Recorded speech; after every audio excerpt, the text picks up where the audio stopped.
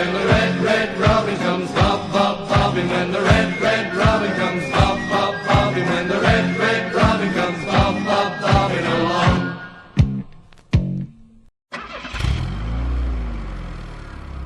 The Robin Pod is powered by Budget Tyres Auto Centre. Make them your first and only choice for a vast array of vehicle services.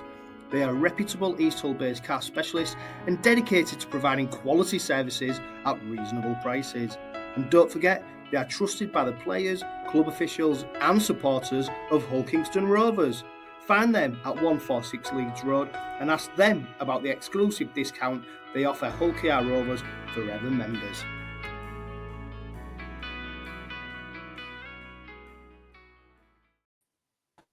Hello and welcome to another edition of the Robin Pod Weekly.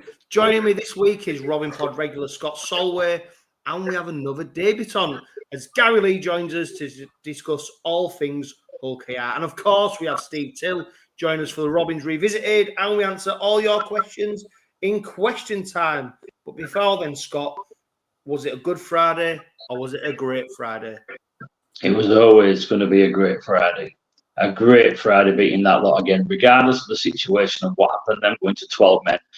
To go there 2 weeks after beating them in the Cup and to beat them again in the league made it a great Friday for me.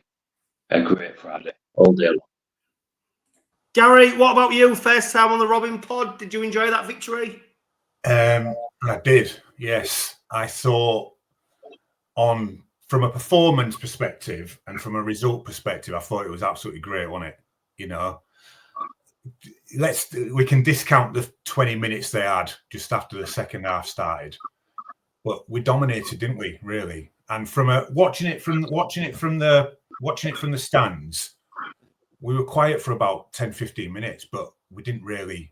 I don't think the result was ever in doubt, was it? It was just that little twitchy bum period after the second half started, you know. But for me, you know, I think people know I live 5 hours drive away, but for the 5 hours drive home was absolutely brilliant, you know. Well, I'll tell you what, Gary, let's elaborate on that a bit more because it's great to have on the Robin Pod. Like I said, if anybody who's listening or watching this on YouTube ever wants to come on the Robin Pod, literally send me a message. That's what Gary's done. We've had people previously. Now we've got a good roster of supporters coming on. I'd always like to get greater female representation on. I'd love to have people from all walks of our support base on the Robin Pod. Gary, you reached out to me. So a 5-hour journey, up to Hull to watch Hull Kingston Rovers. So where are you based? And tell us what your love affair with the Robins. Yeah, so it's like giving you CV, innit, to prove you're a proper supporter, I suppose. But yeah, I left Hull when I was 17, 1980s, you know, Thatcher's Britain. I joined the Navy and didn't really come back to Hull, but I've always been a Rovers supporter. I live in a little village in the New Forest called Brockenhurst. You know, really, you know, one of those really idyllic, quintessential villages. It's a bit like Brandzone, really, if you shut your eyes. But and I've just, you know, I left the Navy in 2000, so season ticket holder since then, really. And it's just, it's about 4.5 hours drive up, watch the game, and then 4.5 hours, 5 hours drive back. And it's for me, it's my time. It's great, you know. And I still get that, you know, I'm nearly 60 now, but I still feel like a 15-year-old when I go watch the game. It's absolutely brilliant, and I just like it for what it is. You know, it's absolutely fantastic. Yeah, so that's my game day usually. Yeah. I'll tell you what, Gary, I suppose results like the one on Good Friday make that journey all a bit more sweeter, regardless of how long it is. To go back with a W is ultimately the experience is great and you love coming, but, you know, the hard reality is, you know, we're at the point now with the Robins where victories are essential. They're not a luxury, are they? And again, on Friday, we was given a stern test. Let's be honest, it was similar to the Challenge Cup quarter-final. You know, all joking aside, you know, we love the banter on the Robin Pod, and I hate mentioning their name, but we can't deny that was a tough game of rugby league. Eventually, we came out on the right side of the result, but it was a tough game. Yeah, it was. It's. Do you know what? I was a bit surprised. To be fair, I thought we were gonna. I thought when 𝗀𝗲𝗏𝗀𝗀𝗏 went over and then 𝗂𝗂𝗀𝗏𝗏 went over, I thought, Christ, this is it. It's just going to be same old, same old. I think you put on one of your reels, didn't you? We can bet a 40 nil. Don't remind me, Gary. Gary, don't mention that. And I was like, yeah, I think this is going to be easy. And then when he went off, for that, the worst tackle of the season so far, I thought, Christ. But yeah, it was tough. It was a lot harder than I thought it was going to be. What about you, Scott? Sorry, I've taken your. I should have used. Carry on, Gary. I tell you what, mate. I'll go on mute and you can carry on. Sorry, mate. Go on. Don't worry. No, I tell you what, Scott. You're on mute. That's why you're. But I tell you what, Scott. Just elaborating on what Gary said. If we go back to that Challenge Cup quarter-final game. That opening 20 minutes was like a knock-on a phone. It was penalties. And we started to see that in the first 10 minutes, didn't we? We saw a few penalties. We saw knock-ons, a few errors. Thankfully, though, Scott, the Robins were the first on the scoreboard in minute 9. And it was a fantastic try what we scored. Oh, what a fantastic break back, Mikey, down that left-hand side, and to draw the man and put Gilly in. It's not sure it's a bit of pace as Gilly, is there? I mean, I know Tom Briscoe's looking on a bit now, but he's still no slouch. And Gilly had his heels there, didn't he, right into the corner. It was a great try, great draw of the man by Mikey to put Gilly away. I agree with Gary though. I mean, when a team goes to 12 men, sometimes you automatically think that there's going to be a lot of space on the field, and the team with 13 should go away and put the foot on the gas. Sometimes your game plan has to change as well because you're now playing 12, so you're not playing that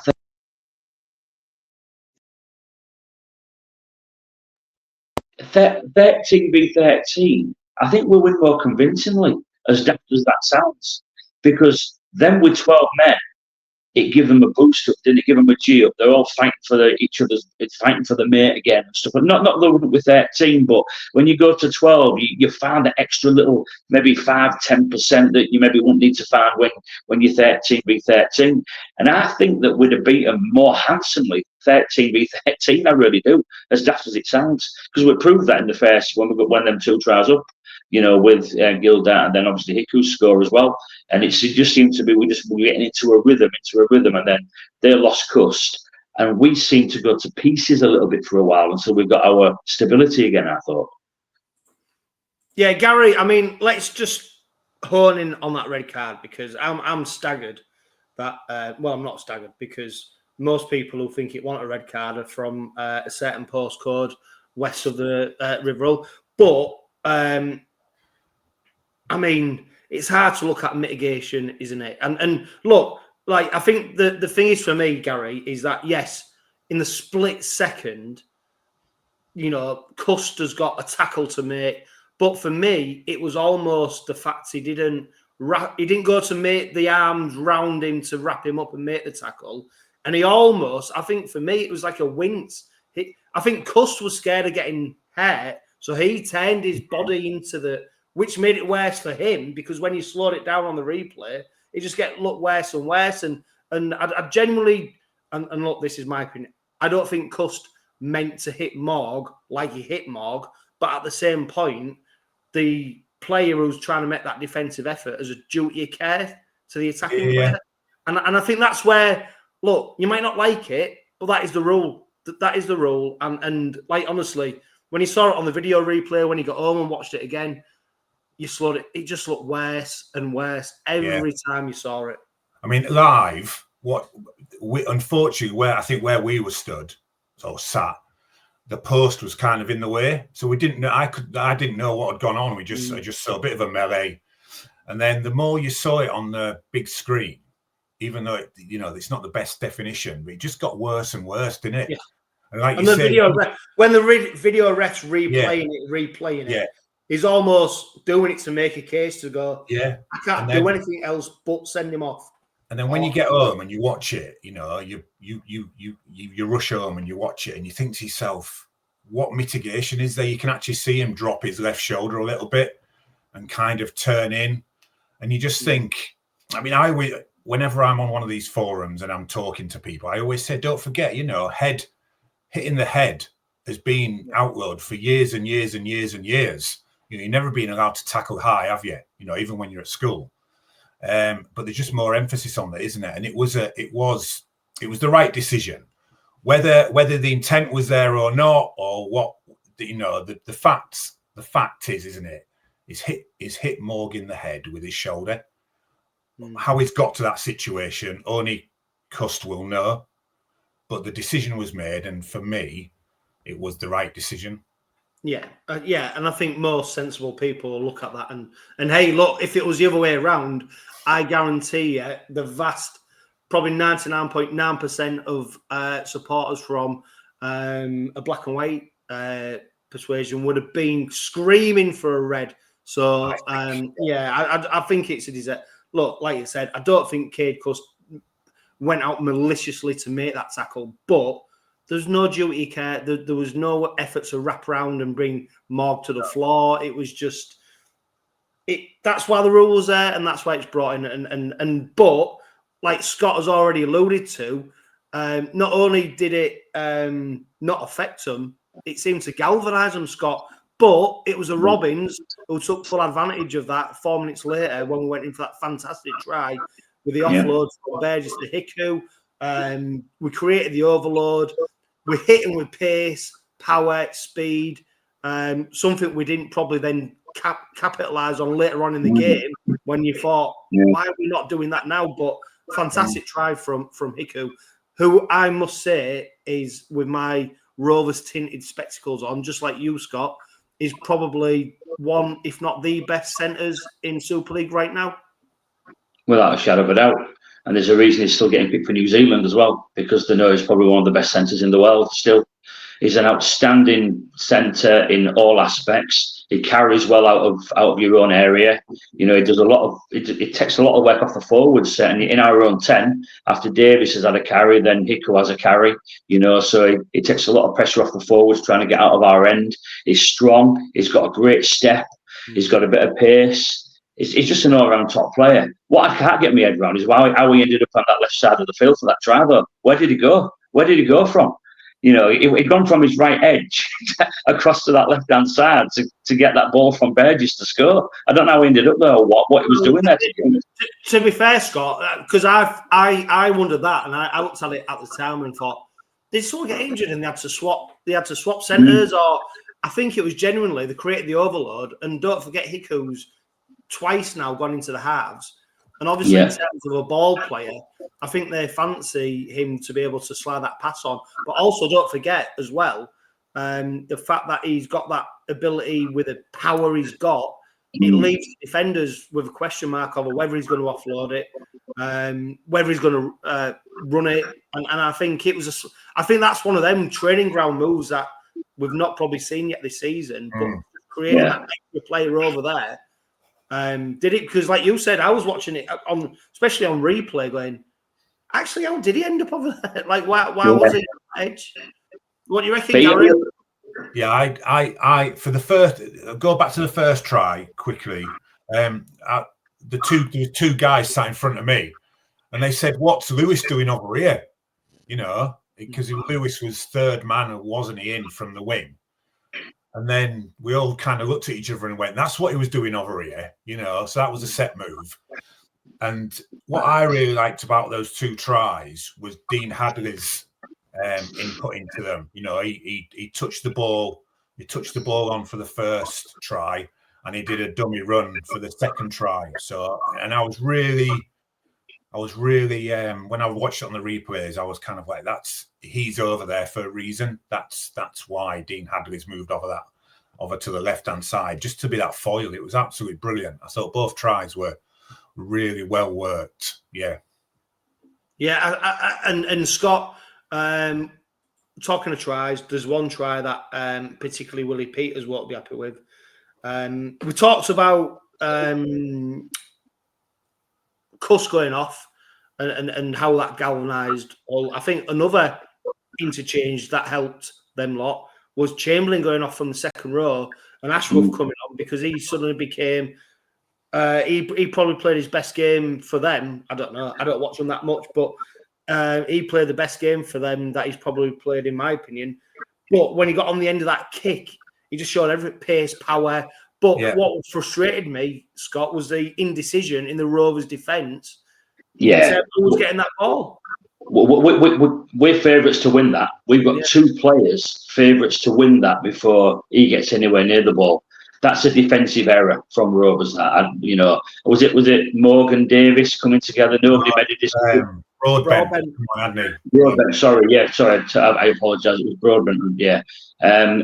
Nobody took any responsibility. It's your ball. It's my ball. It's your ball. And he just come through the middle and took it and scored from it. It should never be scoring in that situation. It's a poor defensive read, poor defensive decision making. They should never have scored from that. They did, got them back in the game, but it was a Rovers error that they scored off, in my opinion. We should have cleaned that up easily, really. Yeah, and I tell you what, Gary, I know it was Easter, but what a resurrection that was. Arthur Moore coming back on. Who would have thought you'd have seen him back out on the pitch? Because everyone was expecting him to be done, dusted, and if he was, you couldn't have argued with it, could you? Because he took a hell of a clattering. Yeah. To see him back out on the pitch, not only back out on the pitch, then coming up with a try as well at the heart of their defence. That's what I like about Moore, and I think that's why I can understand why Willie Peters and the club have made the effort to bring him in when they did, because he's I think he's still raw, but he's agile and he's fast. He's quick. He's ducking and diving. He's coming up with a play you don't expect. And that try at that time, nobody expected that to happen. I mean, put Morg's try right. Put him in a Wigan shirt, and you'd think it was Bevan French, wouldn't you? Yeah, and he'd be getting the plaudits, wouldn't he? He'd be like that, and it's all under the radar. Let alone the fact he's come on after having his head took off. He's had his come on. If you're a FC fan, you're accusing him of cheating now, aren't you? Because the player's gone off red. Why has he failed his HIA, etc., and he's come on and he's come back on and he's scored that try. And if you watch it back, is it 6 players he's gone past? Took 3 over the line with him, and still put the ball down for a guy who's not the size of Jared Warner-Hargreaves. He's done really well, hasn't he? He's done people with his feet, hasn't he? He's got nimble feet. He's got nimble feet without a doubt. I mean, it was a fantastic try, and the way he got it down as well to ground the ball was fantastic. It really was. Yeah. Yeah. As I tell you what, Scott, we go in at half time, 16-4. I'll admit I was going, this could be a whitewash now. This could be, because we've weathered a bit of a storm. We've got the try just before half time. And we've seen games at that place where Rovers have been on top at this point. We've seen what can happen. What was you thinking? Was you thinking the same? Yeah, I think so. I think if we're being honest, every Rovers fan would have felt the same. Eventually, I think if we come out and score first, second half, that probably does happen. But the fact that we lacked a little bit of composure with the ball, we give a few penalties away here and there, we piggybacked them down the field a bit. It wasn't typical Rovers. I think they won the penalty count, FC, didn't they? I think they said their fans were saying that they were hard done by, but I think they won the penalty count quite easily from what I can make on. So, we lacked a bit of composure. If we score first, second half, I think that probably does the floodgates maybe do open a little bit. But the fact we give them a peg up back into the game, and I don't know what happened with Briscoe's try, but we just seemed to get our numbers wrong on the edges, didn't we? Considering it's 12v13, they seem to have an extra man than us, which was a little bit concerning. I don't know how they got that extra man on their right edge, but somehow they seemed to get it. And Briscoe scored in the corner, and you're thinking, how did that happen? But somehow it did. I just think we got our numbers wrong on that try, I think. Yeah, I mean, Gary, we're going to come on to them try, because you're right, it is a concern. I'm sure Willie Pete's looking at. What didn't help, of course, was Davis going off a minute into the second half, and I think there is, as much as we talk about Hull having a play taken off, of course, the man advantage is such a big thing. I think people forget as well that we played that second half, without one of our first choice wingers, which is Davis, who actually so valuable with his meters made. The carry, I think he's our top carrier. He's top for meters made. So it's a massive loss to have him go off the pitch for that second half. Broadbent come on. I mean, ultimately, it shows the justification for having him on the bench. Sorry, Scott. He's one of those. Broadbent's one of those players in it that just fits in anywhere in the back line there. You know, he just soaks it all up. You know, and he can fit in anywhere along the backs, can't he? Really. The tries. I don't know. I think, like Scott alluded to there, playing against 12 men sometimes, it can kind of put you in that false kind of sense of security, can't it? And you just kind of, we don't know what went on really. I think it's just a bit of a switch off for 15 minutes, you know. But I'm really glad we kind of gave the whole fans and the players a bit of a false sense of kind of celebration there, getting them just close enough and then coming back away from them again for the last 20 minutes. Yeah, I think it was in the script. Well, the thing is, Gary, I mean, what you can't account for is, right, from pre-season, the whole thing with this side is about building partnerships. It's about, especially on the wing, your centre, your winger partnerships, you know, your props, when you spell them, they play together, you know, your halfbacks all play together. And there's no doubt that on Good Friday, there was a lot of disruption in terms of our wing and centre plays. And you can't underestimate what that led to. I mean, you had 𝗂𝗂𝗃 going on to the other edge, then 𝗵𝗂𝗏 was brought, you know, we had all kind of combinations where you're now just relying on player instinct, their instinct to the players, unless, don't get me wrong, and we're not privy to it, they have trained for this, but it's very hard to train for this kind of circumstance because you don't know who and when who's going to be missing. And I think that's where there's a little bit of, we talked about mitigating circumstances in terms of the red card, but I tell you what, mitigating circumstances in terms of the result or the scoreline because of some of the changes in the second half. And I think that's where Scott, them tries were born out of. They seem to come from the confusion that was created by a few players having to shift over to different positions and then trying to react to that.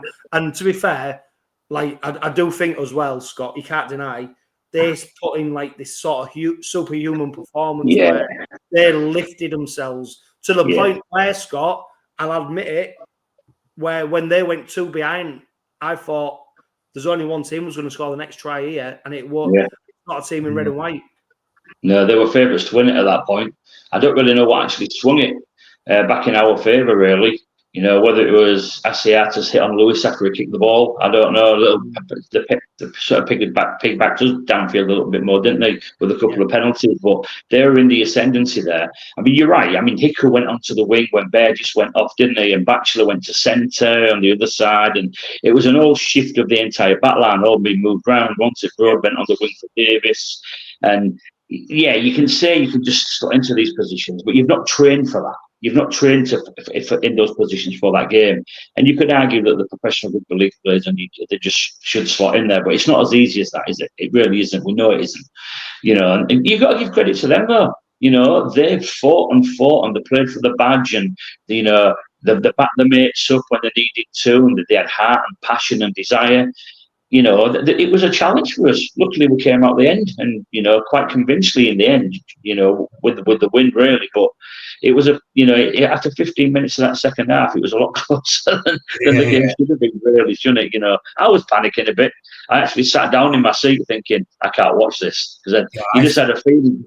The crowd were up for Monday as well, and you're thinking if they score next and they take the lead, we're in big bother here. But it's typical of 𝗀𝗂𝗃 in recent seasons. We found a way, didn't we? We found a way. All joking aside, I think that you've just both alluded to there about those partnerships that get built up over the season. You know, Gildart's little taps onto Burgess. You know, they're trained for that and they know it instinctively, don't they? And 𝗂𝗂𝗃's little taps on and back passes, you know, reverse passes, round his back to Davis. You know, they're built up over training sessions, aren't they? They know instinctively, like you said, that the player's going to be on the end of them. And if you have to shift around, it puts that little bit of doubt in your mind, doesn't it? You know, shall I tip it on or shall I just go for a little bit of a spurt? But I think we did really well, actually, to weather the storm. I think, like you say, Scott, if FC scored the next try when they were 2 behind, you know, I think we would have been in for a really tense final 10 minutes, wouldn't we? Yeah, but I think, Gary, like I think I've talked about, you can't train for sometimes match scenarios where players are missing. But I tell you what Willie Peters got into then is when you have to dig in. You dig in and you keep going and you keep going at 100% because you don't know when your opportunity will come. It wasn't pretty at 16-14, but then players will have been trained into them. You do not stop. You do not feel sorry for yourself. You keep going. You keep going. And ultimately, that's what we then saw with the Bachelor try, where the Robins just kept the ball alive. They believed that they could do it. I mean, it's one of the most, well, not one of the most fortunate, but the way that the ball came about, and you had Tyrone May playing netball passes. He was playing he's playing an American football pass. It bounced back to him. Bachelor, he then became like a running centre where he was just diving.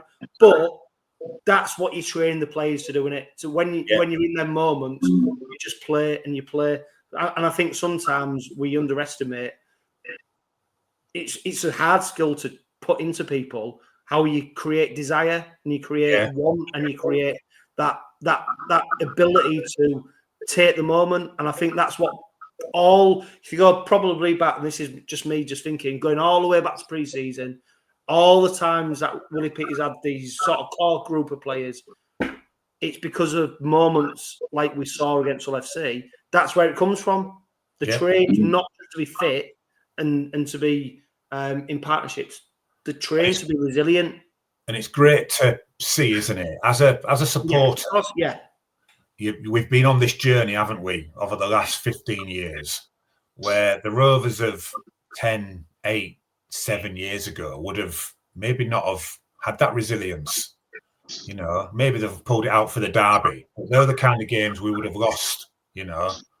I thought it was. I like Suasosu's pass back. You know, once it touched the FC player's arm, and he patted it back, and he was nearly on the end of the try as well. He was stood right just to the left of Bachelor as he went over the line, calling for the ball. I thought it was a great try. Yeah. I think in the last 10, 15 minutes, all were starting to get gassed a bit, though, weren't they? I think we had pulled them about a little bit. We've got a foothold back in the game, and I think all put so much into the battle that I think they were starting to get gassed a bit. I mean, when the ball went to Bachelor, he had another 2 players on his right he could have gone to. There was like a 3-man overlap, but he came inside and scored himself. I think all were pretty gassed by then, I think. Yeah, and then I think the key to it, the result, Scott, was following it up almost immediately after with another try. From that kind of situation, it was probably not the play you'd expect to be then going and scoring the try. A high kick up from Lewis. I think Briscoe made a meal of it, didn't he? But you saw Jared Ware-Hargreaves acrobatically put it down. It had to be him, didn't it, to score a try like that? He's been, the man of the moment. People didn't even realise that actually he'd already played so many games for Rovers this season. I actually thought it was debut because the disrespect that's flying his way and people are not understanding the role that he plays for the Robins. It's crazy. But I tell you what, Scott, I'm glad he was a player who scored that try in the way that he did. Well, I mean, I've never. It was just like a swan dive, wasn't it? I think Briscoe's feet are up in the air, so he's got to make his way over Briscoe's legs. I think Briscoe's legs somehow, but it was like an absolute swan dive. It was like a dolphin flying out the water, wasn't it? And the way he grounded the ball as well, with a big smile on his face. It was right in front of us as well. We was absolutely dead in line with him where he scored, and when he got up with that big cheesy grin on his face, it was like, "What's Jared doing there? How's he ended up in that position?" I bet he couldn't believe it. I genuinely think he couldn't believe that he'd done what he'd just done, but he did. Yeah, he did. Well, what are you doing there, Jared? But he just pops up, and I mean, it wasn't just a case of him bulldozing over. It was the flamboyant swan from a massive bloke of like 18 stone. You know what I mean?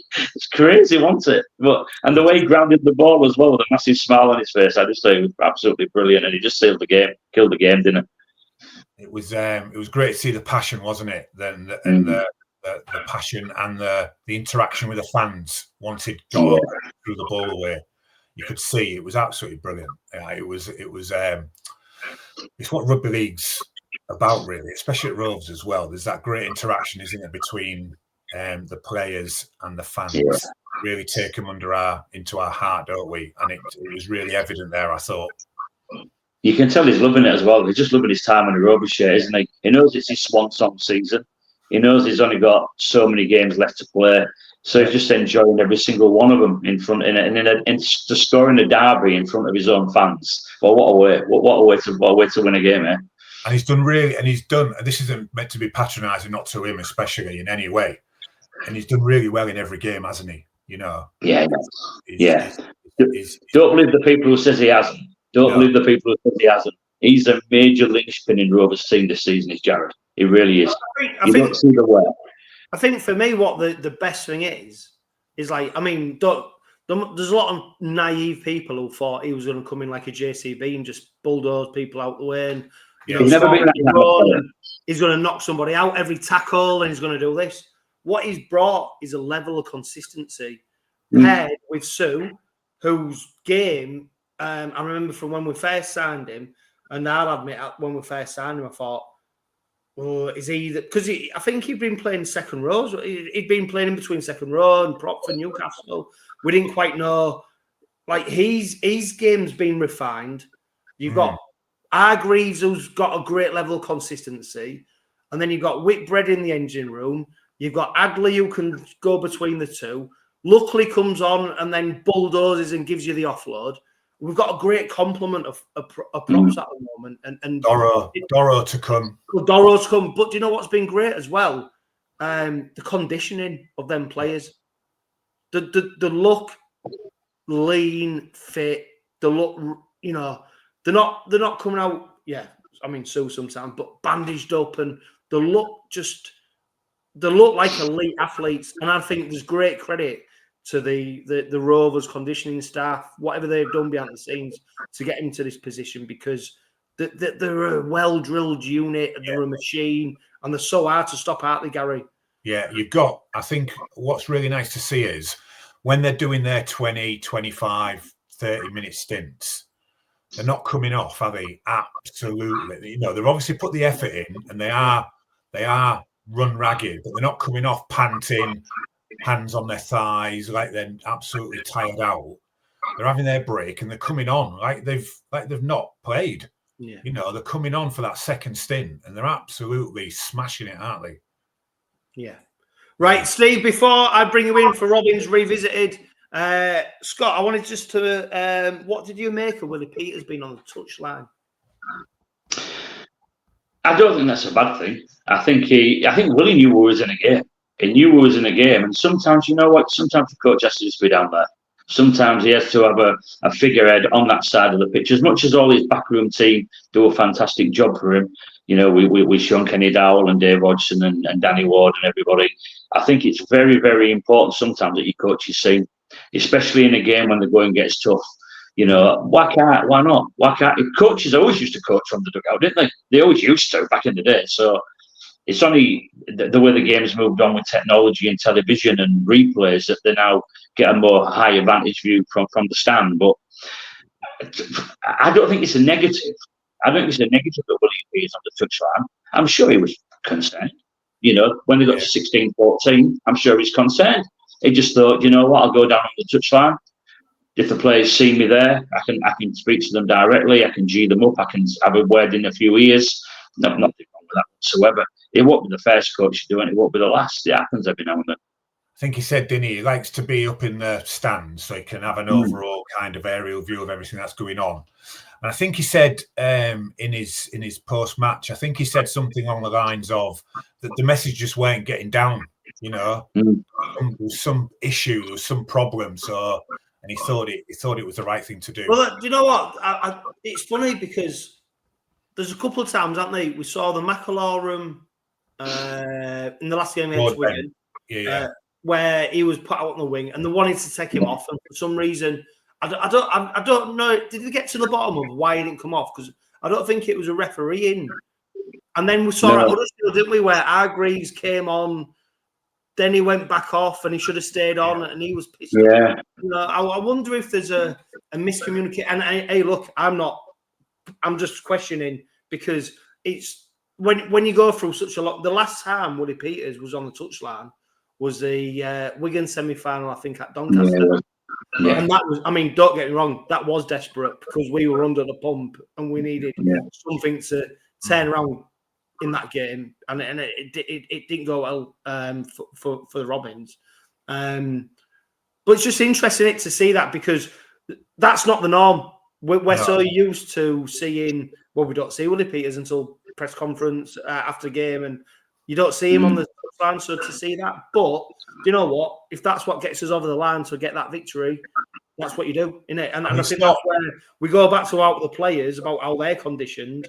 Well, I suppose coaches, they're conditioned to go, if I've got to do something to get us off that line, I'll do it by hook or by crook, and I'll fall on the sword if it don't work.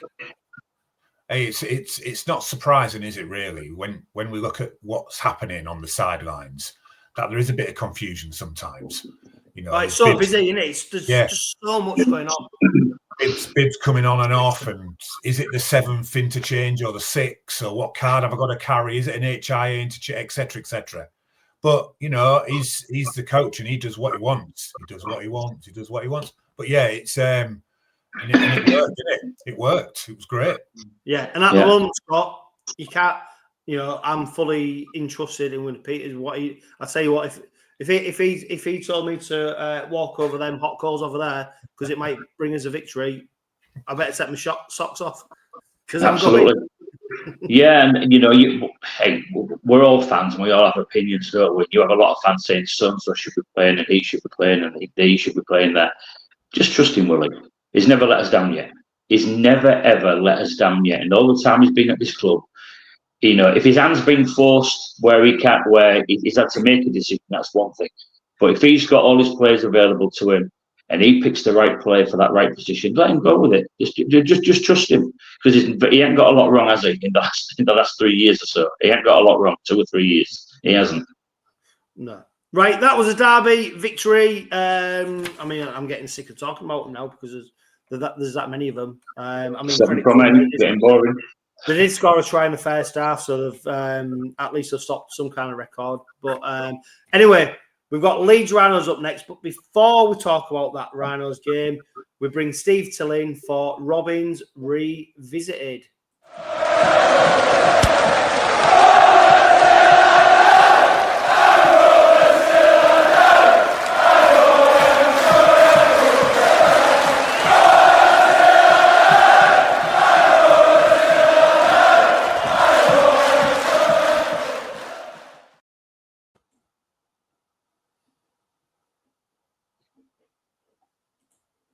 Where are you, Steve? There you are, Steve. Welcome to the Robin Pod. How are you? Thanks. Yeah, really good. Very happy after the weekend. Really tremendous performance. Scott, if I can, before I go on to Scott, we were talking about how Rovers just after half time, if they'd have got a try in front, they'd have gone on to greater victory. If you remember, I don't know how much it was noticed, but we had the ball, and Tyrone May showed some dissent to the referee. Yes, yeah, he did. And that's where it all started to go wrong. I just thought, yeah. Anyway, I've thought long and hard about this Leeds. Back in the day, in fact, I'm going to go back to March the 4th, 1984. There was an absolute thriller at Headingley where the scores went backwards and forwards, and in the end finished all square, 14 each, with David Lowes and Gary Prome scoring 2 tries and John Doherty one. And I remember watching the game. I was in the South Stand at Headingley. There was just under 10,000 there, and I stood and watched it in the South Stand, and my mouth went dry watching this game because it was so exciting. No one knew which way the ball was going to go. No one knew who was going to score next, although it was only 14-14. It was an absolute thriller, so much so. Peter Wilson, who was a renowned journalist for the Daily Star, a rugby league man through and through, he described it in the next day's Daily Star as the best club game he'd ever seen. And he'd seen some games. It was such a thriller. So I looked at that, and then I thought, no, let's come a bit closer in the memory, and we'll all remember this one. The encounter in August 2013 that Rovers won 16-12 with Rhys Lovegrove going down the wing and scoring in the corner and nicking the game for Rovers. That was interesting, and it was interesting from one fact that the 2 tries scored by Leeds were scored by Callum Watkins, and he's now returned to the fold, and he'll no doubt be playing on Friday night. While one of the Rovers' tries came from Jordan Cox, God rest his soul, and the other came from, as I said, Rhys Lovegrove. So that was another thriller, and it was Craig Sandercock was the coach for the Rovers that day. But the game which kind of really stands out for me came on April Fool's Day 2016, and Rovers turned up at Headingley and gave Leeds a right shellacking. They won by 30 points to 10, led 10-0 at half-time, and it was an interesting Rovers team that took the field. 𝗂𝗲𝗄𝗏, Matty Marsh at scrum half, Graham Orme, Chris Clarkson came on as the run-out hooker with Sean Lunt on the bench, and yet it was Sean Lunt that scored 2 tries that day, with 4 others coming from Mitch Allgood, Ben Cockayne, Kieran Dixon, and a rampaging run from former Leeds favourite, now with Lee, Robbie Mulhern. I remember him going 30 yards to score the last try, and it was as though it was the parting of the waves. It was like the Red Sea parting as he went, and he was laughing his head off when he touched down. He'd just left Leeds, he joined Rovers, and the joy on his face at scoring that try was brilliant, and nothing was going to stop him. Incidentally, the last 2 matches that I've just mentioned, both refereed by Richard Silverwood. Now, if you follow Twitter or X, Richard Silverwood comes out very much as a Leeds fan, and yet he refereed both those games. Officially, he's from Dewsbury, but of course, he won't be following Dewsbury every week. He wants the glory, so he goes and watches Leeds. But it's interesting that he refereed both those games. He's a self-confessed Leeds fan, you know. But those 3 games stand out for me as being really exciting, good football. That first one you lads won't remember, but the last 2 you will. And I'm looking forward to this Friday. And I think we might find a stronger Leeds team than we think we're going to find. It's coming at the back of 2 hard games. And I know what Jono thinks of Leeds this season, but they're a lot better than you. Yeah, I know. I can see. But it's not going to be easy. And the bookmakers, you know, they've got Rovers, Leeds getting 2 start, so they think it's pretty even as well. Steve, where you live, your ear is much closer to the ground to Headingley than ours is. What's the mood around that area right now about how Leeds are doing? Are they? Do you think they're doing well? Are they happy? Yeah, I think so. I think they can see that there's a lot of effort going into the squad. They think Brad Arthur's the new, Messiah. Of course, they've been taken over. So was Rowan Smith. Sorry? So was Rowan Smith. Yeah, I know, but Brad Arthur's got a little bit more about him, I think. But I think events over the last couple of days have taken over in the city anyway with Leeds United. But there'll be a big crowd there on Friday night. I think I can see 16,000, 17,000 being there on Friday night, and it'll be a good atmosphere. Of course, we play like if we strangle them early on, they might struggle. But there's been big improvements. One player who is their equivalent, if you like, of what people think of Mikey is Connor. We all love him. Don't we? What? But he's playing well for them. He's leading them around the park. We've got to keep on top of him. And also James Bentley. Bentley's changed. There's been subtle changes in the way he plays, and he's not as kind of riotous as he once was. But genuinely, I believe Rovers have got it in them to win. But I look back at those matches I've just discussed, and I think something like that. That's what we want to happen on Friday night. Steve, always, it's a pleasure, and I look forward to getting your Robins revisited next week. I totally disagree with you about Leeds, but I'm about to turn you off now. But don't worry, I won't slag you off. All right. I'll be listening. I know that's why I won't be. All right. Cheers, Steve. Thank you so much. Cheers, lads.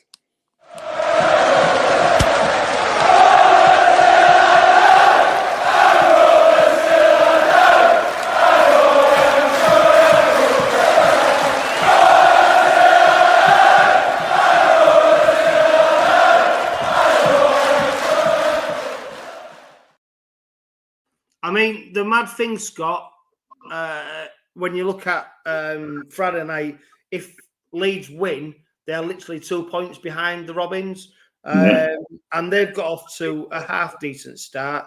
I will counter that with the fact that when you look at their victories, beat Salford, beat Castleford, beat Salford, beat Huddersfield. Obviously, the spike in that run of results is the victory over Wigan, where they beat them by 2 points. But when you look at the run of victories that they have had, apart from the Wigan game, it's hardly the toughest run of fixtures in terms of where they have got the victories, is it? So they've lost to Wakefield, they've lost to Catalan, they've lost to Warrington. I'm not looking at Leeds this season going, wow, we need to be in fear of them. Other than that victory over Wigan. And I think a victory over Salford and a victory over Huddersfield, where they scored 28 points against both sides. So what? Like, it's And I think that victory against Wigan came after the week Horde beat Wigan in the cup, didn't it? It was the following week, and Wigan was still without Jack Field, where the French was at full back. They were without Field again, and Leeds just got over the line against Wigan. I think they probably deserved to win the game. I remember watching it, but they don't really fill me with a lot of fear. They've got a bit of strike, haven't they, out wide? That Lung looks a good winger, doesn't he? Or certainly will be a good winger, in a couple of years' time. Looks a decent kid. But, yeah, Connor, for me, blows hot and cold. If you get amongst him, you don't like. If you let him play, it can kill you, can't it? He has got. I'll tell you what, right? This is where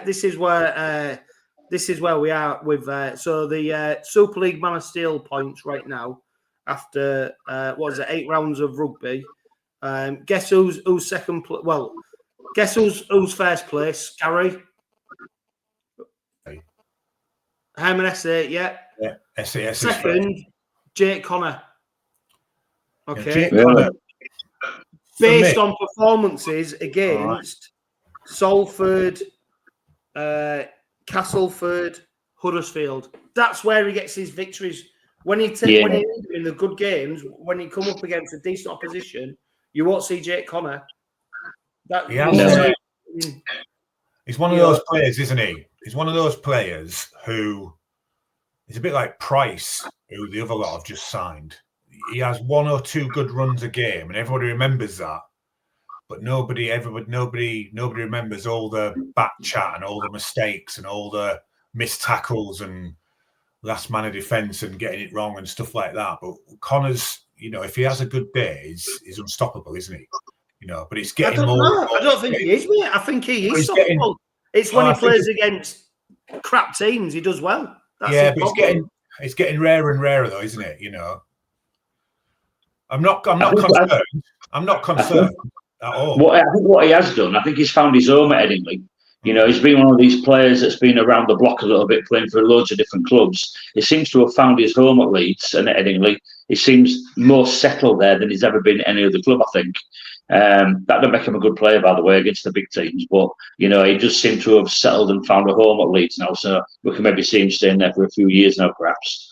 Yeah. I mean, Scott, when you look at the Rovers lineup for next week, when we play on Friday against Leeds, obviously there's two players not playing, which is Tom Davies, Joe Burgess. Davies injured, Willie Peters confirmed, Burgess failed a HIA. So we're going to have two new wingers out on the side. Of course, Leyland, he's back now after he failed a HIE after playing for Huddersfield on loan. It's interesting, though, when you read, as we record this now, Willie Peters has done his pre-game press conference. He's not exactly bigging Leyland up to be in that playing, you know, in the squad, because he's saying about he's coming on the back of a HIA. He's a player who'll get his best rugby in 2 years, you know, next year and the year after. So you go, I don't know, that doesn't sound like. And he says he's recovering from an ACL. He's recovering from his ACL. Yeah, so for me, it doesn't sound like. I mean, and I think this is what I like, Scott, probably, is that Willie Peters has got his team at a level where he goes, even though Leyland's in a Super League squad, he's not ready to play, but he can go play for Huddersfield. But he can't play for us. Yeah, and I think that's what we've been debating about. Other players, like fans, are crying out for Leyland and Doro. Willie's not crying out for you because it's also a bit of protection, isn't it, for the players? Those two players. Yeah, their time will come. Look, let's not big them up too much now. Let's not. I'll introduce them when I want to introduce them. You know, we're doing the right thing by them. I think it's really good coaching. It's like the big question is, Scott, does Litton go at 80 minutes again? Yeah. Is that what I honestly think that, let's say Leyland didn't have an HIA for the derby, I still think Jez does 80 minutes. I don't think Leyland gets on the bench, even if he's fit. I really don't. I don't think Willie sees. I think he sees Bill Leyland as a player, as we just said, for next season or the next couple of seasons. If you're going to play for 𝗀𝗂𝗧 now, you have got to be at a level where you just slot into that team and it doesn't weaken us. And if that means Jez playing 80 minutes, I think Willie would rather go with that than having another player spell him. And you could spell him in the game with another player who's already on the pitch, as an example. But I think Jez does 80 minutes again on Friday. I really do. Gary, do you think to get the best out of Jez Litton, though, Jez Litton shouldn't play 80 minutes? No, I think he's proved that he can. And why not? If you can do it, look at him on Good Friday. You know, he didn't take a backward step, did he? His defence was absolutely immaculate.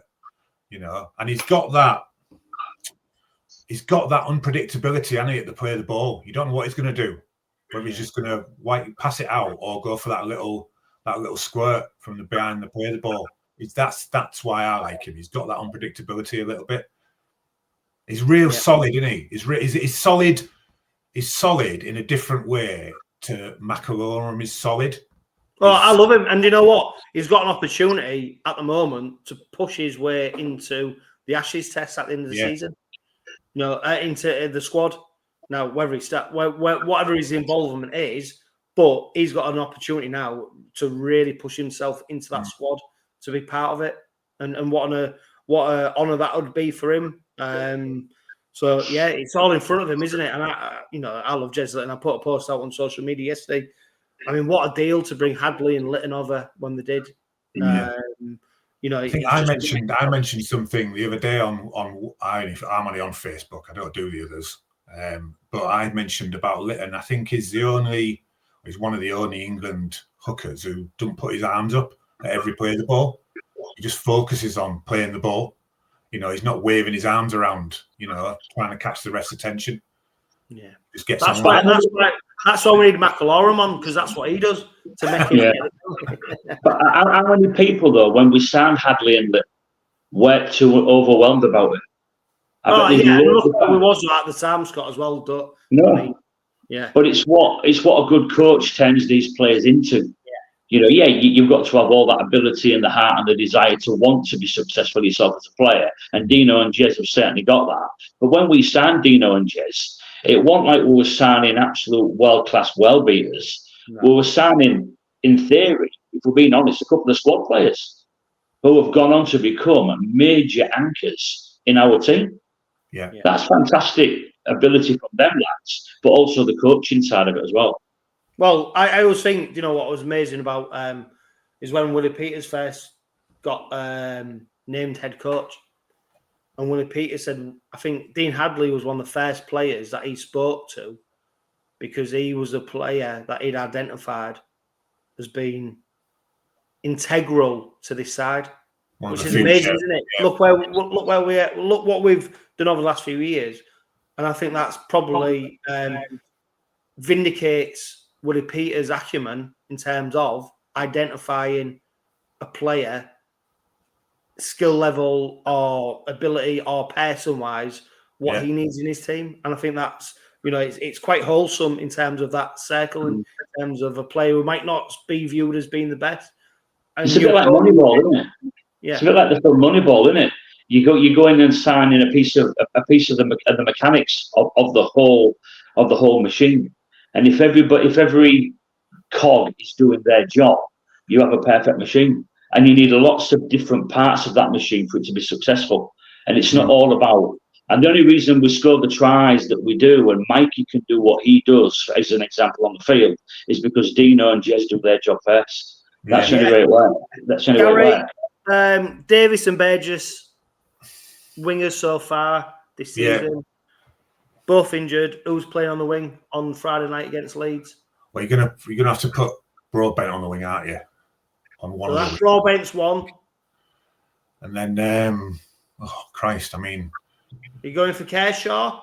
Yeah, it's got to be, hasn't it? Because that's what we've got him for. You know, and now he's got an opportunity now, hasn't he? Even though it's probably only for 1 week. You know, I think Davis might be out probably a little bit longer than a week, maybe, depending on what his scan results are today. I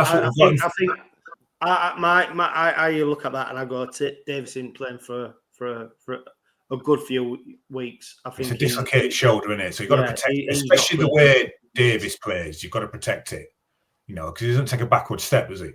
No. And Scott, I mean, everybody questioned, didn't they, when Ryan Hall departed and we saw what he did.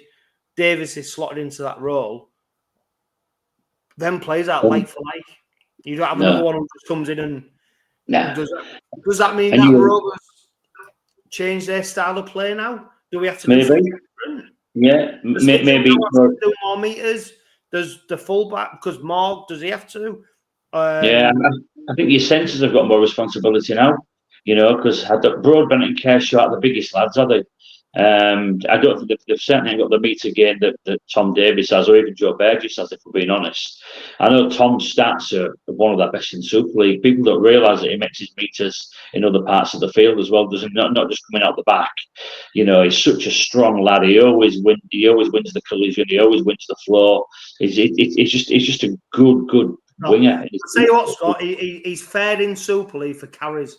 So there's only Wellesby and Marshall who's made more carries than Davis. Yeah. So it's hard to replace that, isn't it? There's your stat. It's a big miss.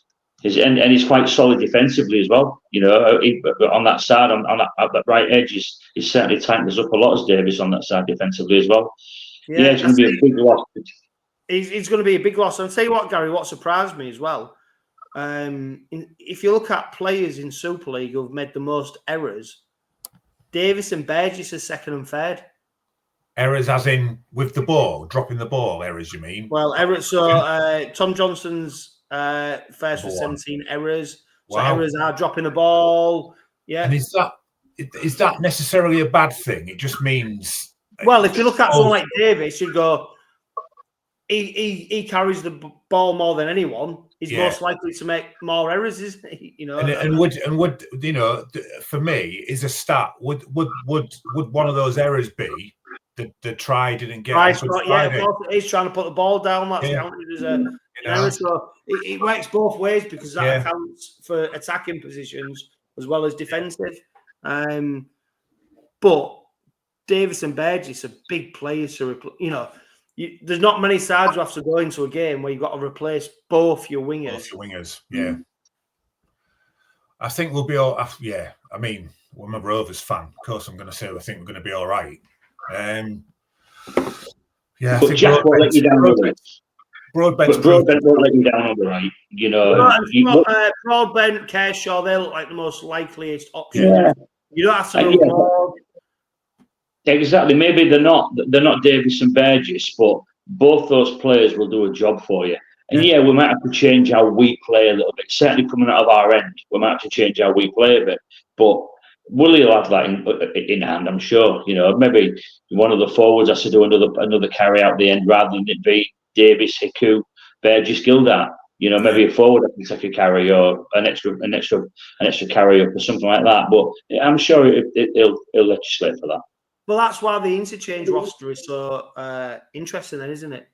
Because honestly, if you read Willie Peters' comments about Bill Leyland, he could be and he couldn't be. If he's not in,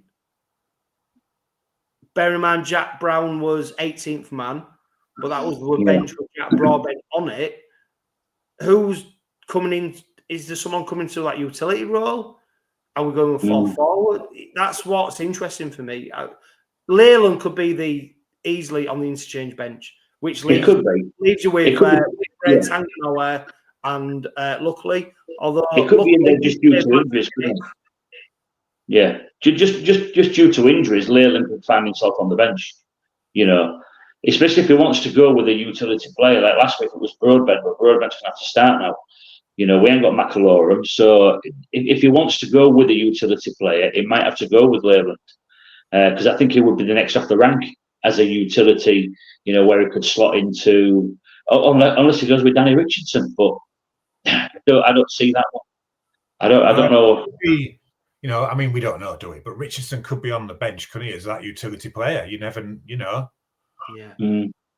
I think I do. I look at the side and you go, and like we saw against Hull, you need someone who's got the versatility to come off the bench. We can't go with Fox. So you're looking at who's the most versatile: Leyland, Richardson, and then after that, you're sort of going. Not many after that, is there? Yeah. No, not with versatility. Not if Broadbent started, and we all presume Broadbent will start, unless there's a curveball left field where somebody comes off. I mean, don't forget in the ranks we've got Louis Gorman, we've got Connor Barley. Yeah, the positions not necessarily what they'd be used to playing, but do we shift it around? I don't think he'll go square pegs round holes, but I wouldn't. I think he'll go Broadbent 𝗂𝗄𝗏, but I wouldn't be surprised if like Gildart stepped out into the wing and somebody else played centre. That wouldn't surprise me in the slightest. And you move 𝗂𝗄𝗏 over to the right wing maybe, and then Broadbent becomes a utility player off the bench. Yeah. And we saw with Gildart with that try against that lot, didn't we? Of course, that turn of pace where he bent Briscoe. You know, he's equally adaptable, and there's talk now of him playing his way into the Ashes. You know, we've already spoke about some players. Jez Litton, who could be in that Ashes series, could Gildart, because he certainly started the season off like a house on fire. So talk about it online, isn't there? There's the talk about it online is that he's kind of up there. Well, he deserves it. He deserves it on the first 8 rounds, doesn't he? Excellent. Right. That brings us to, we've already gone over the hour mark, which I said we won't, but here we are. So that brings us to question time.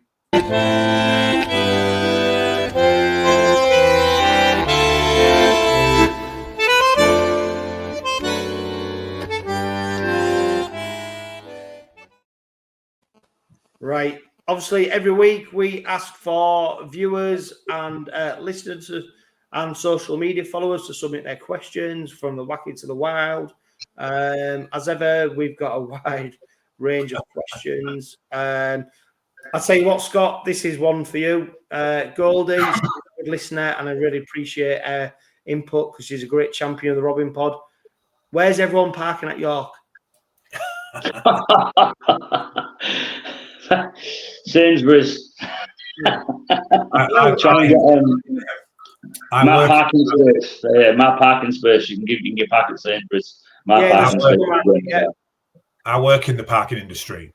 I'm a director for a parking company. Oh, there we go, Gary. Gary's giving us a hot. Wait there, Gary. Do you want to share this, or do you want to share it at the end? So I just park in the park and ride and walk over. There you go. Yeah, there you go. Huh? You don't even have to get the bus.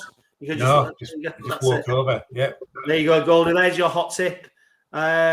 Spirit of League on X, he says, Mickey Mack said he will do 1 year and go back to France, which is massive shame as he's been pivotal. So assuming that happens, who else would you like to come in to help Jez at hooker next year? It would be ideal if Mickey could be convinced to stay another year.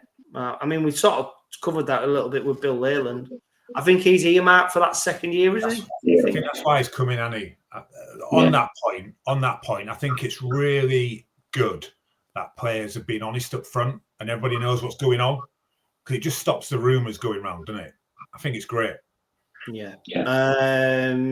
Scott, this is a good one. I'll let you answer it. Recent developments to Craven Park, such as Craven Street, have really helped to create an atmosphere. Are there any plans to do something similar to create an atmosphere at Craven Park West? Don't know. I think that's up to them to sort out, isn't it? Craven Park West. Absolutely, yeah. Yeah, I mean, at the end of the day, we bring the atmosphere, but I think that's for them to sort out. Yeah, I mean, they have all that stuff outside the West End, don't they, on the park and whatever. There was some bouncy slides for kids the other day and bits and bobs, but I don't know. What we've got at Craven Street is quite unique, isn't it, I think? Yeah, right. Let's go on to questions from... I tell you what, they're stacking up. This is why it takes so long. Right. Do you think we need to improve on short kickoffs? This is a good point. We seem to lose them all the time. I don't think we've won one this year, have we? Massively. I commented on it on Friday as well when we lost that one. We lost the short kickoff, and I was screaming, we lose every single short kickoff. We never even seem to set up for them. And even if we do set up for it, we just lose it. And we lose it. Do you think we're a bit naive to it? No, I think it's one of those things that, let's take Friday, for example. I think as a fan, you kind of think it's going to happen. Can you set up for it? Because if you set up for it, they just kick it long. And then it goes long. Yeah. I suppose stages of games as well, innit? I mean, ultimately, they're gambling. They've got some. Yeah. If you don't pay off for them, they've already lost anyway. But if they can get some out of it, it was quite interesting that they didn't actually do it at 22-14, but they did it at 28-14, which was a bit weird. Yeah, that was from Dean Sharkett. We're going off a bit kilter now. Luke Holroyd, in my opinion, who do we go after to replace May? In my opinion, he'll end up at West. The club will probably have someone lined up. I think we talked about this on the last Robin Pod about potential replacements. I think generally, Gary, the club will be not left waiting for Tyrone May, to the point where I think if Tyrone May's wavering, the club will make the decision for him. Yeah, I think with that type of club now, aren't we? We don't have to wait for players anymore. Yeah. We can make the decision for them, and I think we're not scared to make that decision anymore as well. Yeah, Ian Dixon. The academy squad, so they're doing Yorkshire, Lancashire origin. They was announced today. 0 academy players in the Yorkshire squad from Rovers. Not good reading, shows the journey we still need to travel. How's this going to affect our first team squad as the salary cap starts to bite in the years ahead? To counter that, the Rovers academy have picked up a couple of fantastic results so far this season. Oh, yeah. You won at Wigan, didn't we? But yeah, Wigan. And I think, I think trust the process. Jason Everton, what they're doing, would it be how it all links up? You've got to trust the process. Don't get me wrong, Scott.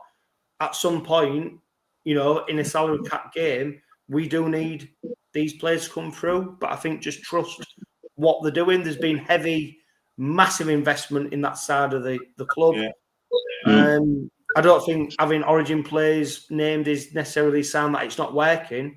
I think you've got to look at the results and it's a great point that Ian brings though, because he's obviously bringing it up in terms of he wants to see Rovers players performing, players from East Hull, young players from our city in the Rovers first team. I think we have to counteract that as well. You know, the Rovers are trying to bring in young English players as well, aren't they? Like Doro and like Noah Booth and players like that. So they are counteracting it that way. Yes, they're not coming through our system, but we are signing what hopefully will be good young English players that will slot into our team at some point. But yeah, without a shadow of a doubt, we need to have some sort of production line, you know, where we can bring our own kids through, you know, from the scholars through to the academy, you know, and hopefully onto the first team in the future. Yeah, I think all our teams won this weekend, didn't they? Yeah. Oh, yeah. And congratulations to the women's side who won their semi-final, quarterfinals going to the semi-final. Great to see them doing well. They've just started their season, so great to see them doing well. God, these questions are coming. I wish I'd have read these before I would come on. With the transfer market in full swing, what should be Rovers' main recruitment and retention focus at the moment? Starting to get worried about not doing our half-back business early. I'll answer that. I think we've said that about Tyrone Way. I've got no doubt whatsoever. Behind the scenes, Woody Peters, Paul Aiken, they will have wheels in motion. We will not get left behind because we're a well-oiled machine in terms of transfer business. And I think, Scott, you said earlier on in the Robin pod, I don't think we've got one wrong yet. You know, there's been a lot of dismay at sometimes players leaving. I tell you what, they've not gone to better things. And then the players who have come in to replace them have done better. Pat O'Connor, he says, I believe we need to see Doro play again. Would you agree? And I posted on the YouTube channel after the game, seriously, maybe rating that's about apart from SA, would we swap a player for an FC player? I don't actually think so. And also a big one, who could we possibly replace? Mayfair, that's about 20 questions in one. Doro, Gary, I think we'd all like to see him, won't we? But it's up to him to get himself in the first team. Yeah, he's been 19th or 18th man a few times, hasn't he? And I think he's just been kept out by better players, isn't he? You know, I think we said earlier on in this podcast, didn't we, that everybody's, you know, I think somebody said all our players on Friday, apart from Morg, were 2 to 15. So it was all the first selection group. And his time will come. I think we get a bit eager as fans, don't we? And we want to see everybody given a chance. But like Scott said, Willie knows best, and his time will come. I think when his time does come, he's going to set it alight as well. Yeah. Yeah, Sean on Facebook, he asks about thoughts on some of the muted amalgamations that would be inevitable for sustainability in a new NRL-backed era. We only have to look back just 25 years to see how it can save some smaller clubs. FC, Gatesville Sharks, I think he's been a bit cheeky. And Sean, if I see you tomorrow night, I'm going to pick you up on that because I think you're completely right. And I think he's been a bit cheeky because I know him. Michael Matthews, for Magic Weekend against Salford, would you play Doro, Richardson, Brown, etc., and rest players for the semi-final, of course, the week after? I don't know, Scott. I'm not even confident we're going to have a game at Magic Weekend at the moment because it's an absolute travesty, a disgrace, and it was probably shouldn't have happened, really. We've let Salford limp along for as long as we have. There's no sign that this is going to change.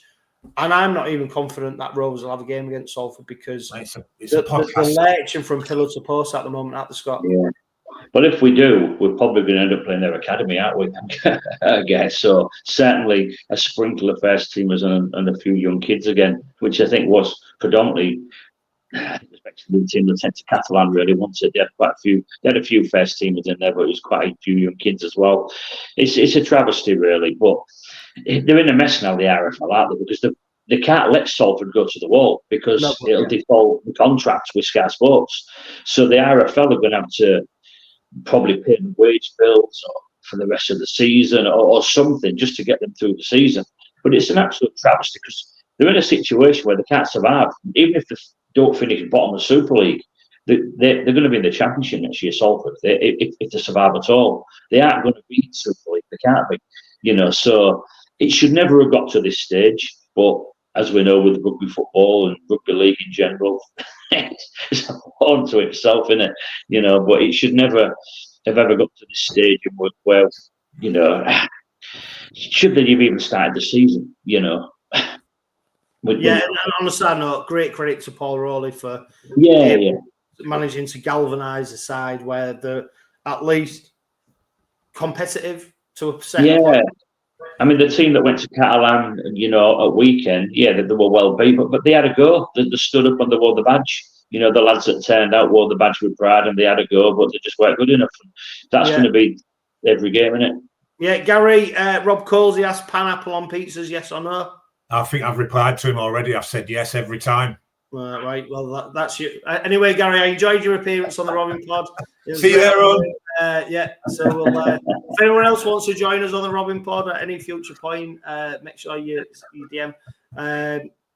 Bazza Kingston, he's been on the Robin Pod a couple of times now. He was a new recruit. Based on current form, do you think we can go all the way and win silverware? Bazza, or do you feel we need an improvement? Yes, if you can improve. I'll give you Willie Peters' answer. There'd probably be, we never look to stop improving. If players are available, we'll look to sign them, as long as that betters the group. And do you think we can go away and win silverware? Yeah, but that depends on X, Y, Z and blah, blah, blah. So I think we can. Ask me again in October. And we'll see what we have to. We have to. I think it's the next step. We have to. We need to get that monkey off our back. We need to pick some silverware because it's all we're lacking at the moment. Get one of them. Yeah, Adam, go on, Gary. I was going to say, as fans, I think it's in our heads that we're going to. I think what we've got to not do is, if we don't, is not get downhearted and dejected about it. It's just the journey, innit? Look where we've come from. Look where we are. It's absolutely brilliant. It's absolutely fantastic. So keep going. Keep going. We'll get there. Yeah.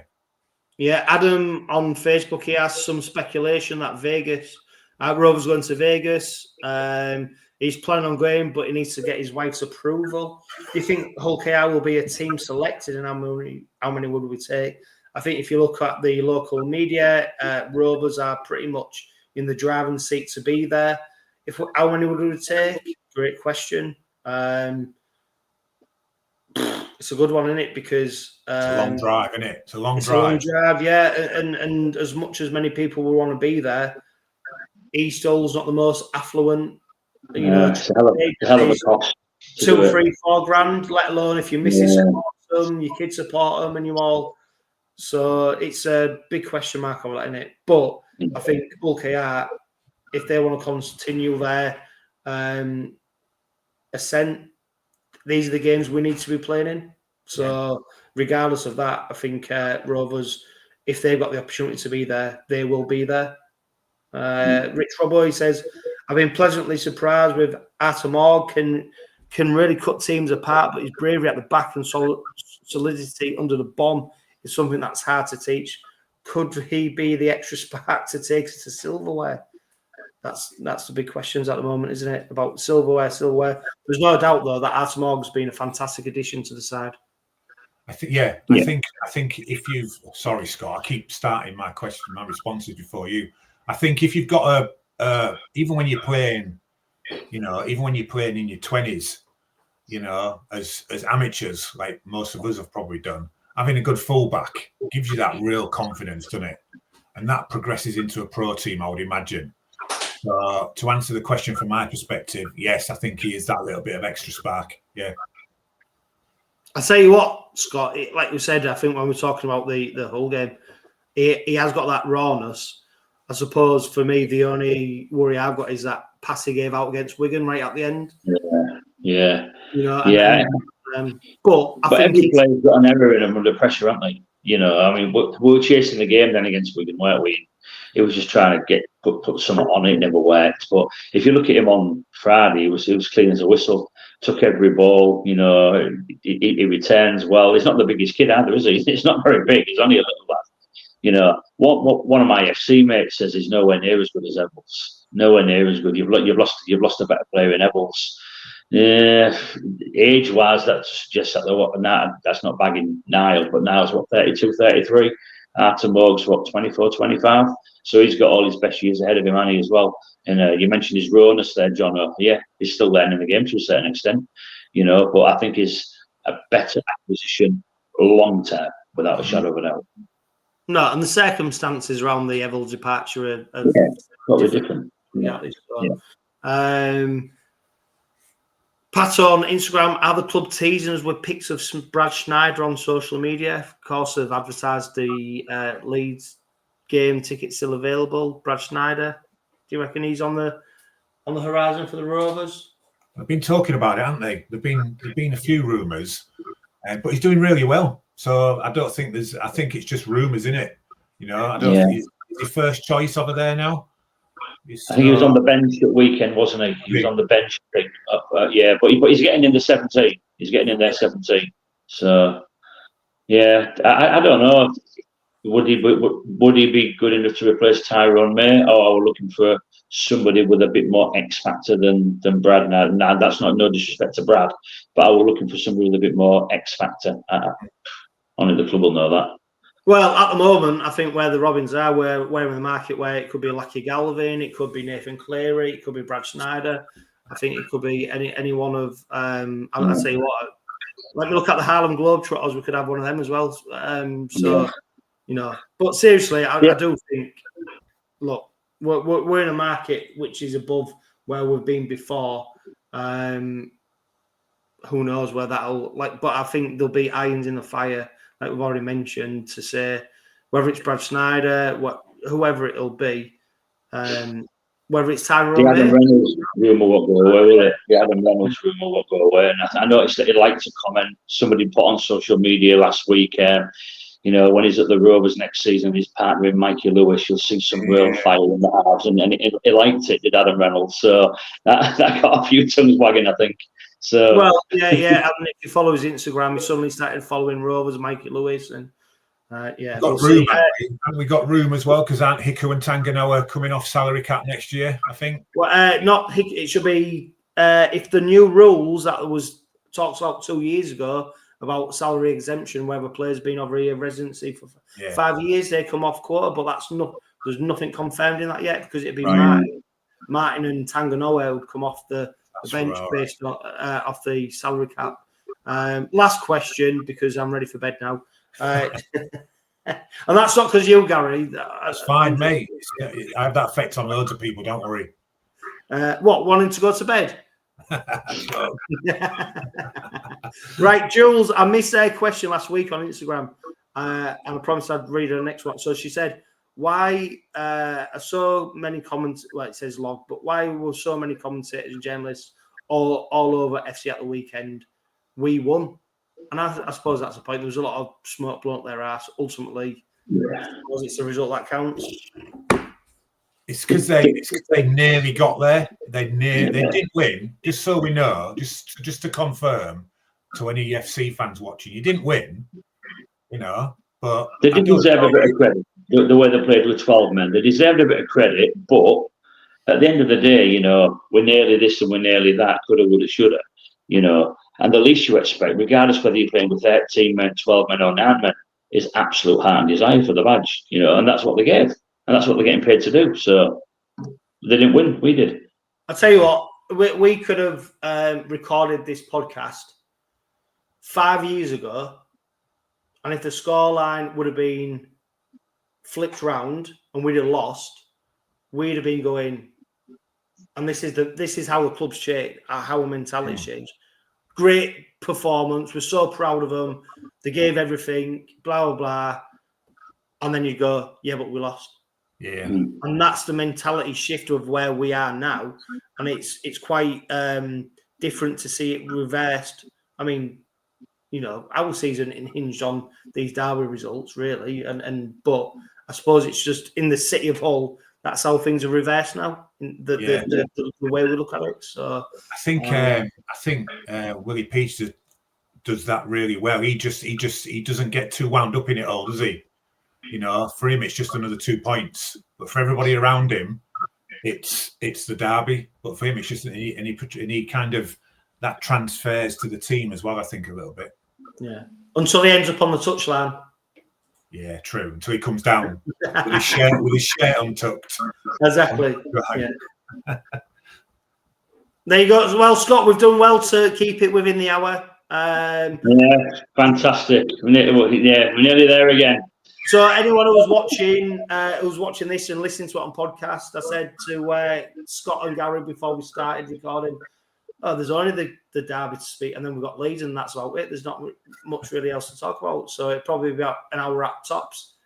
Here we are. So I appreciate everyone who's kept on with it, kept listening, kept watching. We do appreciate your efforts, and hopefully you found it engaging. Of course, like I've said, like Gary is, like Scott was, always looking for new people to come on the Robin Pod.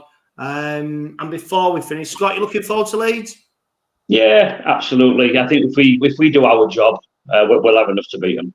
You know, but that's, as you said, that's where we're at now. We are expecting to go into every game and win it. You know, whereas a few years ago you'd have gone, "Oh, Leeds away, tough game. We can afford to lose that one as long as we win the next one." But now Rovers are going out there to win every single game. Every single game. We're a different animal now. We're a different machine. Yeah, we're going to have to cover the injuries, especially on the wings. But I think we should have enough to beat them. But I think Leeds will. And you know, we're a target now, aren't we? Teams want to beat us. We're one of the big boys now. So Leeds want to turn us over. You know, so we're not little old 𝗀𝗂𝗋𝗄𝗧 anymore. We're one of the major challenges, and teams want to beat us. So we have to be at the very, very top of our game every week we play now. Yeah, Gary, thank you so much for joining us as a debutant. I'll send out your Robin Pod heritage number very soon. So you I'm still waiting for mine, Gary. So don't bank on it. You know what Royal Mail's like. Yeah, Gary. No, I hope you enjoyed it, mate. I look forward to getting you back on the Robin Pod. If you go into the game on Friday night to Headingley, as ever, make sure you are loud and proud and live, love, laugh. Bloody hell! That's how tired I am, Scott. I'm struggling to get my words out now. Get yourself to bed, kid. Live, love, laugh, and be happy. Singing a song when the red robin comes bob bob bobbing. When the red robin comes bob bob bobbing. When the red robin comes bob bob bobbing along.